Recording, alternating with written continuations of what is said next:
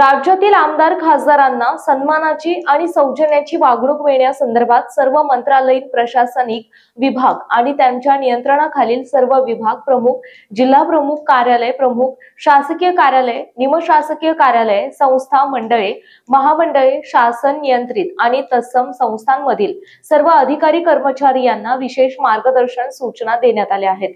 विधानमंडळ सदस्य, संसद सदस्य कार्यालयास भेट देतील त्यावेळी त्यांना संबंधित अधिकारी कर्मचारी यांनी आदराची आणि सौजन्याची वागणूक द्यावी अशा सूचना देण्यात आल्या आहेत।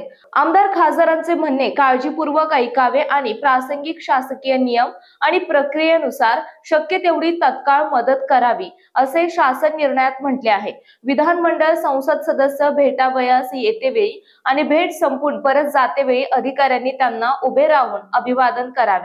त्यासोबतच आमदार खासदारांना मोबाईलवर संवाद साधताना नेहमी आदरयुक्त भाषा आणि शिष्टाचार पाळावा असेही या शासन निर्णयात म्हटले आहे। क्षेत्रीय विभाग प्रमुख, कार्यालय प्रमुख यांनी अभ्यागतांच्या नागरिकांच्या भेटीकरिता राखीव वेळेव्यतिरिक्त त्यांच्या क्षेत्रातील विधानमंडळ सदस्य, संसद सदस्य यांची भेट आणि कामांचा आढावा याकरिता दर महिन्याच्या पहिल्या आणि तिसऱ्या गुरुवारी 2 तासाची राखीव वेळ सुनिश्चित करून ती पूर्व प्रसिद्ध करावी असेही त्यात म्हटले आहे।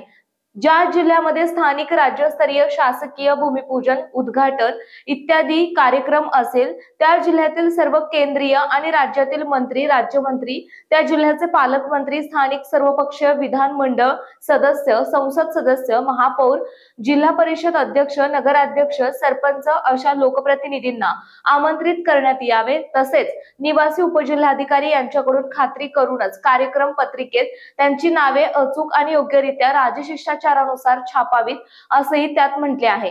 विधिमंडळाच्या विविध समित्यांच्या सदस्यांचे आचरण कसे असावे यासाठी नीतिमूल्य समिती स्थापन करण्यात आली आहे। आमदार चैन सुख संचेती हे या समितीचे अध्यक्ष असून समितीने अहवाल दिल्यानंतर वर्तनाचे नियम निश्चित होणार असल्याची माहिती आहे। समितीत चैन सुख संचेतींसोबतच सुधीर मुनगंटीवार, विजय देशमुख, दीपक केसरकर, दिलीप वळसे पाटील, सुनील प्रभू, अमीन पटेल, अमरीश पटेल आणि रामराजे निंबाळकर समितीत असणार आहेत।